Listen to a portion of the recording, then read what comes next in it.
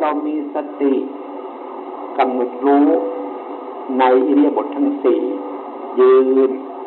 นนั่งนอนถ้าให้รู้สึกเท่านั้นก็ยังไม่พอถ้าจะสอนให้เรามีสติกำหนดรู้ในอิริยาบถย่อยคู่เหยียดเคลื่อนไหวถ้าเรากำหนดอย่างนี้อยู่แล้วความสงบนั้นไม่ต้องพูดถึงที่เราไม่สงบนั่นคือเราไม่รู้ตัวเราก็ไปนั่งทำสมาธิหลับตามันฟื้นธรรมชาติมันตาเป็นหน้าที่ของดูหูเป็นหน้าที่ของฟังจมูกเราหน้าที่มันจะรู้สึกว่าอะไรเหม็นอะไรหอมเนี่ยไม่ต้องพูดแต่ก็ได้เรื่องเหล่านั้นดังนั้นเราไปฝืนธรรมชาติสิ่งเหล่านี้ก็เลยไม่รู้ว่าความสงบที่จริงคืออะไรความสงบที่พระพุทธเจ้าท่านสอนนั่นน่ะให้เราเห็นให้เรารู้ให้เราเข้าใจเราจะไปยุ่งกับสิ่งนั้นเราเพียงมาทำความรู้สึกกับตัวเราเมื่อเรารู้สึกกับตัวเราแล้วสิ่งอื่นไม่เป็นปัญหาวันนี้เราไม่ได้ศึกษาของจริงคือไปเอาของไม่จริงให้มันเป็นของจริงขึ้นมามันก็เลยไม่คงที่ไม่ถาวรไม่มั่นคงวันนี้เราต้องศึกษาหาของจริงมันมีในคนเราเลยลืมใจเราลืมการเคลื่อนไหวลืมการนึกคิดมันก็เลยไม่รู้ของจริงที่อาตมาจะขอแนะนำวิธีสั้นๆเราต้องให้รู้สึกตัวกับการเคลื่อนไหวมันจะเคลื่อนไหวโดยวิธีใดก็ให้มันรู้นี่เป็นการปฏิบัติธรรมจิตใจมันนึกคิดขึ้นมาก็ต้องให้มันรู้นี่เป็นการปฏิบัติธรรมปฏิบัติธรรมแบบนี้อยู่ที่ไหนก็ได้เป็นพระสงฆ์องค์เนรก็ปฏิบัติได้รู้หนังสือก็ปฏิบัติได้ไม่รู้หนังสือก็ปฏิบัติได้เพราะจะมาแก้ปัญหาความสับสนวุ่นวายนั่นเองที่มันสับสนวุ่นวายมาเกิดความทุกข์ขึ้นมาก็เพราะเราไม่เห็นใจนั่นเองใจก็ไปยึดอันนั้นไปยึดอันนี้ว่าอันนั้นมันเป็นทุกข์อันนี้เป็นสุขเนี่ยเราเข้าใจอันนั้นมันไม่เป็นใจเรามันเป็นเพียงมายาของใจเราจริงๆเนี่ยทุกคนมันมีใจมันอยู่สบายแต่มันสิ่งที่ทำให้สับสนวุ่นวายไม่ใช่ใจเราอันนั้นเขาเรียกว่ากิเลสมันเกิดขึ้นมาจากใจเพราะเราไม่เห็นใจเรานั่นเองมันจึงหลอกเราคนโบราณเขาพูดเอาไว้ว่าอย่างนี้จิตใจนี่ออกกลับได้ไหวดุจมีลานไขในตนเราท่านควรบังคับกลให้จิตหมุนมาแต่ในทางข้างดีเพราะปล่อยให้จิตหมุนไปในทางข้างกีทำที่มีก็จากนี้จะหายสูญทำเข้าครอบงำขวมระยำสมบูรณ์หมดตื้นปอกหลอกตนคำว่าธรรมนี่เราก็ไม่ค่อยรู้และธรรมที่มีจากนี้จากนายหายสูญก็ไม่รู้อาตมาคำว่าธรรมที่มีจากนี้จากนายหายสูญความรู้สึกนี่เองเป็นธรรมมันหนีไปเมื่อความไม่รู้เกิดขึ้นความรู้ก็หนีไปเกิดความรู้ขึ้นมาความไม่รู้ก็หนีไปมันเหมือนกับเรากำมือแบมือไม่ดีเหยียดมือกำมือให้ดีเมื่อเราอยู่กับความรู้สึกเสียแล้วความไม่รู้มันหายไปเองเหมือนกับคนที่เข้าไปอยู่ในถ้ำเข้าไปในถ้ำมันมืดจะไปไหนมาไหนก็ไม่สะดวกไม่สบายบัดนี้เพียงเรารู้จักวิธีจุดไฟเมื่อเราจุดไฟแสงสว่างเกิดขึ้นความมืดมันหายไปเองจึงไม่ต้องไปทำอะไรกับสิ่งที่เราว่ามันเป็นจริงเป็นจังไม่ต้องไปทำอะไรเพียงเรารู้สึกเท่านั้นเองความไม่รู้สึกมันจะหายไปเองทำความรู้สึกบ่อยๆทำความรู้สึกบ่อยๆความรู้อันนี้จะมากเข้ามากเต็มส่วนมันจะเกิดญาณปัญญาให้รู้จักสภาวะธรรมอันนั้นจริง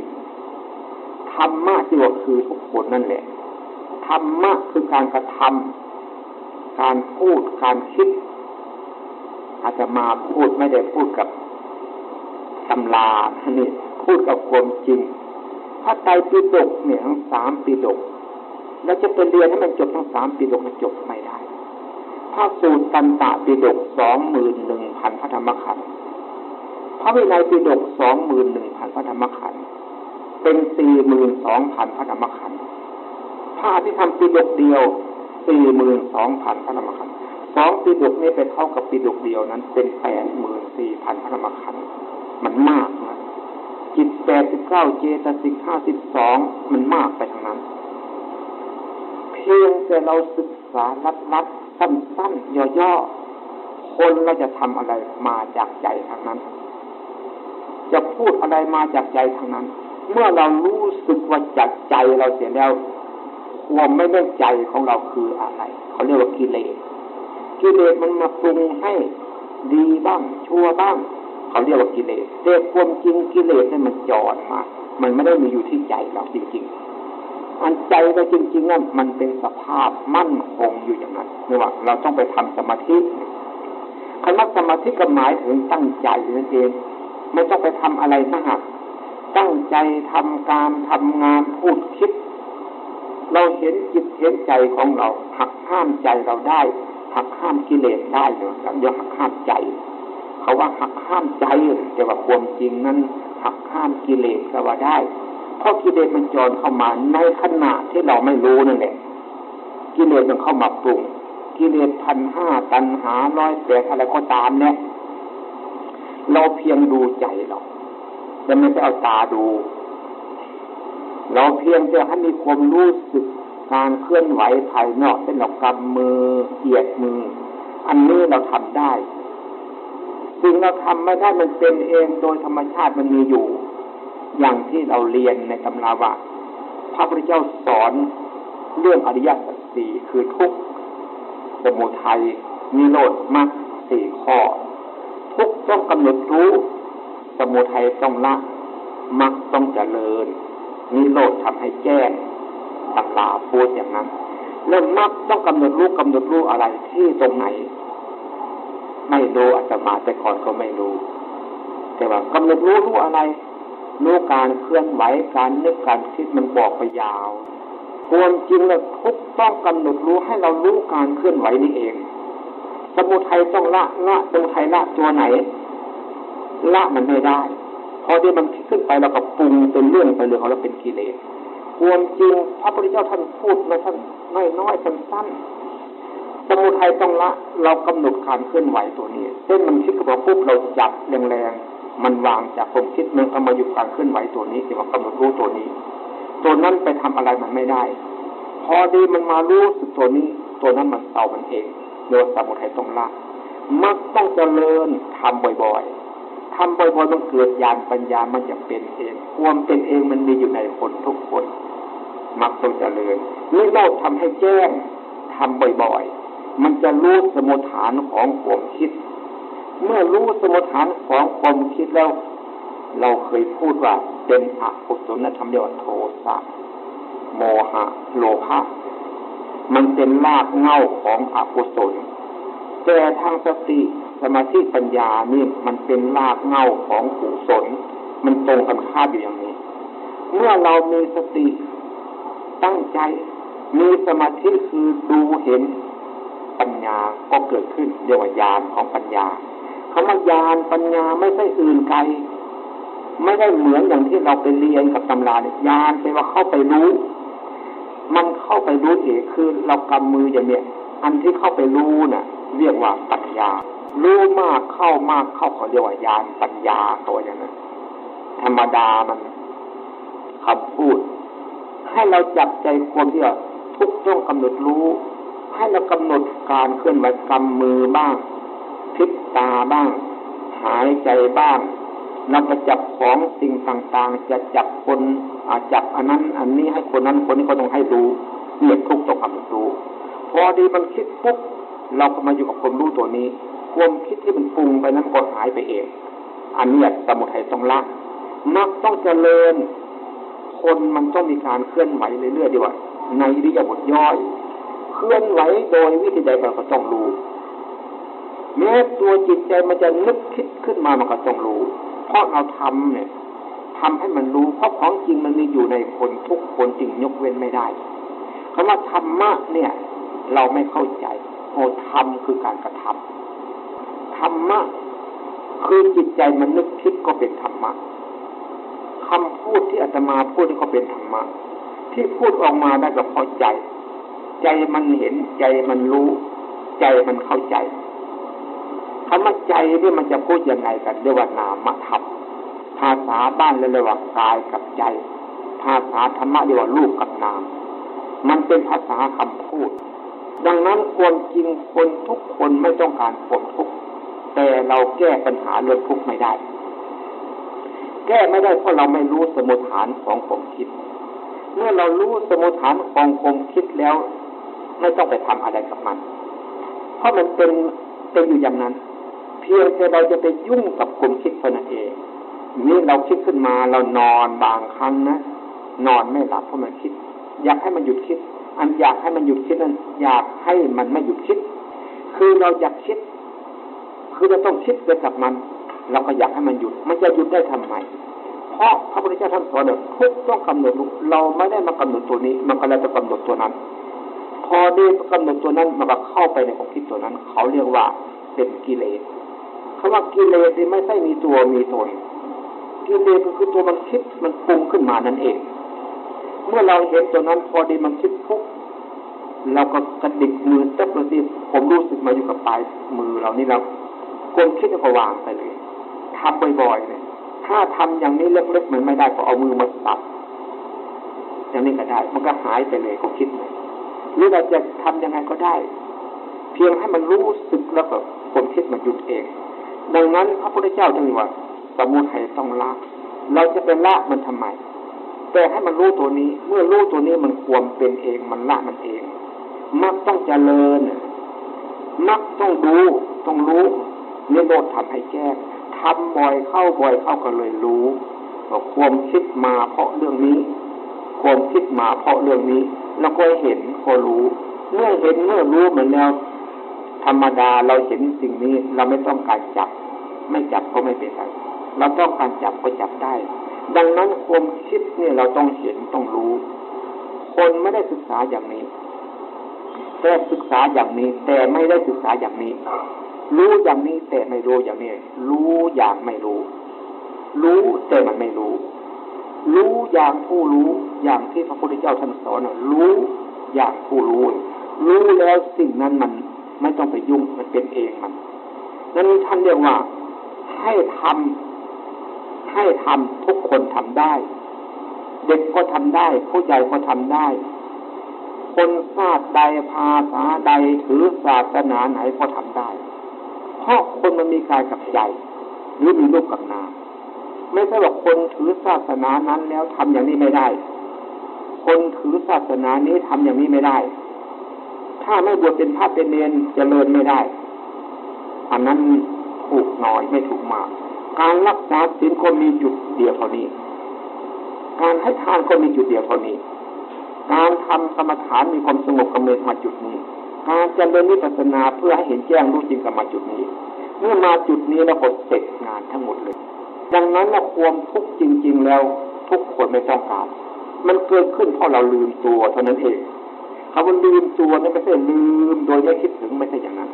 ลืมตัวในขณะทำพูดคิดเราเคยได้ยินได้ฟังกันว่าหน้าขอสมบูรณ์ทีนี้ผมละอายแก่ใจโอตปะโกมเกรงกลัวตัวบาปเราไม่ละอายแก่ใจเรา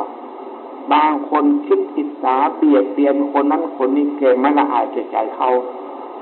ไม่เกรงกลัวตัวคนนั้นคนนี้เขาไม่ละอายดังนั้นคนนั้นจะถือว่าเป็นมนุษย์ไม่ได้แต่เป็นได้เป็นคนเป็นได้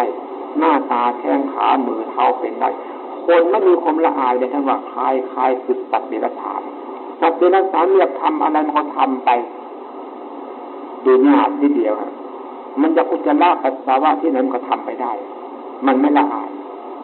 คนเรามันจะทำอย่างนั้นมันไม่ได้มันต้องมีความละอายด้วยทีนี้ความละอายแก่ใจคนเราเป็นละอายแก่พรรคพวกเรานั่นเองไม่ละอายแก่ใจเราเมื่อเราเห็นใจเรามันนึกมันคิดเราก็เห็นหักห้ามมันได้เมื่อหักห้ามบ่อยเข้าความเคยชินเกิดขึ้นมาเหมือนกับพวกคุณ เรียนหนังสือก่อนจะได้มาเป็นพยาบาลเป็นหมออยู่ในโรงพยาบาลเจริญกรุงปัสสาวะนะเนี่ยไม่ใช่เรียนปีเดียวนะตั้งหลายปีแล้วยังมีความรู้มาได้เนี่ยวันนี้เราจะมาทำเพียงวันเดียวให้มันตำนานมันก็ตำนานไม่ได้ต้องทำบ่อยเราไปดูคนเจ็บคนไข้แล้วก็มือแล้วก็ไปจับแตะเท่ากับคนไข้ได้พูดกับคนไข้ได้มันคิดแล้วเขารู้ทันทีเห็นว่าคนนี้ทำไม่ดีเขาทำดีแล้วแต่ใจคุณมันไม่ดี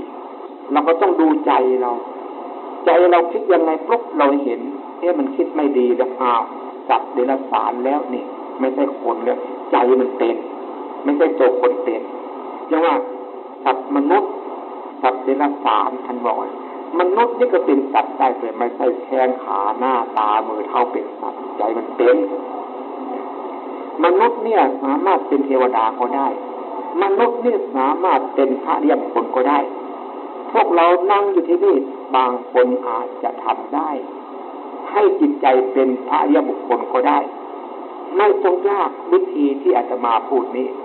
เราหนีจากความเป็นปุถุชนเข้ามาสู่ความเป็นพระอริยบุคคลก็ใช้ได้ปุถุชนคือผู้หนาผู้แน่นพูดอะไรไม่รู้เรื่องเขาเรียกปุถุชนปุถุชนเนี่ยพูดธรรมะเรื่องจิตเรื่องใจไม่รู้เขารู้แต่เรื่องให้ทานหรือรักษาศีลเขามาให้ทานแล้วก็มันมีสองอย่างเนี่ยทานอย่างสูงสุดไม่ใช่เกี่ยวข้องกับวัตถุทานแปลว่าให้อภัยแก่เขาไม่รู้เขาจึงทำเขาไม่รู้เขาจึงพูดเขาไม่รู้เขาจึงคิดต้องให้อภัยเขาบ้างอันนี้ว่าทานอย่างสูงสุดอย่างที่พวกหนูพวกคุณเนี่ยอย่างเป็นหมอหรือเป็นพยาบาลเอายาให้เขาก็เป็นการให้ทานอันนั้นเป็นทานวัตถุใครก็ทำได้อันนั้นแต่เรื่องจิตใจนี่มันทำไม่ค่อยเข้าใจเพียงให้เราเข้าใจว่าคำว่าทานเนี่ยอยากให้ทานก็มีจุดหมายรักษาศีลก็ไม่ศีลก็แปลว่าปกติถ้าเรายังไม่เป็นปกติจะมีศีลทำไมศีลอันนั้นมันเป็นศีลสมมุติอย่างศีลห้าปานาอาทินากาเมมุสาเป็นศีลสมมุติศีลแปดศีล10ศีล227จะรักษาเข่งขัดขนาดไหนก็ยังไม่เป็นปกติเมื่อไม่เป็นปกติแล้วเราคิดอะไรก็ไม่รู้แล้วจะถือว่ามีศีลไหมมีโดยสมมุติคำว่าศีลหมายถึงปกติคือกายแล้วก็ปกติใจแล้วก็เป็นปกติกายเป็นปกติเราจะไปจับอะไรต้องรู้สึกตัวก็ปกติจึงรู้สิคนไม่มีปกติจะรู้ทำไมใจมันนึกมันคิดมันนี่ใจเราไม่เป็นปกติเราจะรู้มันได้ไหมรู้ไม่ได้มันก็ทำไปตามสัญชาตญาณของสัตว์เท่านั้นเองเนี่ยท่านสอนเนี่ยไม่ใช่แต่มาจะมาพูดอะไรนะพูดให้ฟังเพียงว่าต้องการอยากฟังสมาธิคำว่าสมาธิก็หมายถึงตั้งใจไม่ต้องไปทำอะไรให้มากที่เราไปทำให้มากๆนั่นแต่ว่าเราไปทำกับคนผู้ที่รู้อย่างนั้นมาสอนในว่าศาสนาเขารู้อย่างนั้นเขาต้องสอนอย่างนั้นควรจริงพุทธศาสนาเนี่ยพุทธะแปลผู้รู้พระแปลผู้สอนคนสอนให้เขารู้ของจริงสอนโดยไม่ผิดพลาดเดี๋ยวพระที่แปลผู้สอนคนโยมสอนกันก็ได้เป็นพระได้เหมือนกัน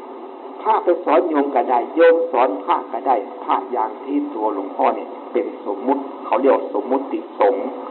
บวชแล้วก็ศึกไปศึกแล้วก็บวชเข้ามาอันนี้ว่าสมมุติสงฆ์อย่าไปทำลายสมมุติเอาเพียงให้คนเห็นเอาไว้บางคนไม่เห็นพระเจ้าพระสงฆ์สักทีเกิดมาจนตายก็มีให้เขาเห็นเพียงรูปแบบอันนี้ก็ยังดีแต่เราจะมาติดเพียงแค่นี้เราต้องลึกซึ้งกว่านี้ไปจึงจะเข้าถึงตัวพุทธศาสนาได้ตัวพุทธศาสนาทุกคนเป็นได้คำว่าพระแปลผู้รู้เนี่ยรู้ได้จริงๆอาตมาจึงพูดเมื่อกี้เนี่ยว่าพวกหนูพวกคุณเนี่ยเรียนหนังสือ